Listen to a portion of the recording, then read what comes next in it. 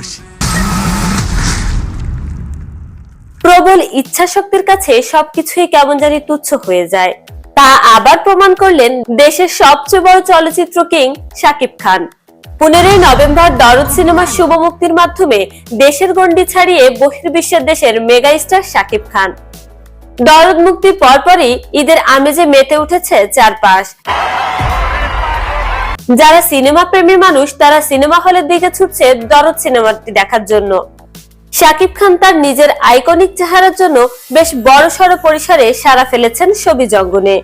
তার জলজ্যান্ত উদাহরণ নায়িকা শ্রাবন্তী। বেশ আগে থেকেই শ্রাবন্তী শাকিব খানের প্রেমে হাবুডুবু খাচ্ছিলেন। আবারও দরদ সিনেমার একটি প্রিমিয়ামে 6 বছর পর দেখা হওয়ার পর শ্রাবন্তী এক সাংবাদিকের প্রশ্নের জবাবে বলেন, শাকিব খান দিনকে দিন আরো সুন্দর হয়ে যাচ্ছে। মেয়েদের জন্য সত্যিই এটা চাপের বিষয়। আরো দিনকে দিন সুন্দর দেখতে হয়ে যাচ্ছে, মেয়েদের জন্য সত্যি চাপ। যাই হোক, এবার আসা যাক শাকিব খানের দরদ সিনেমাটি মুক্তির পর দর্শকদের প্রতিক্রিয়া কেমন। ইচ্ছারাও যে এত ভিড় হইব কোনো কল্পনাও করি নাই। অস্থির অস্থির এক কথা অস্থির। ছবি নেই ভাই, তুফান তো হার মানাইছে ভাই।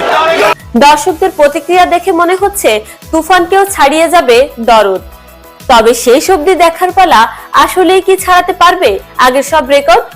অন্যদিকে সিনেমার পরিচালক অনন্য মামুনের ভাষ্যমতে শাকিব খানের পূর্বে সকল রেকর্ড ছাড়িয়ে যাবে এবং নতুন রেকর্ড গড়ে দেখাবে দরদ।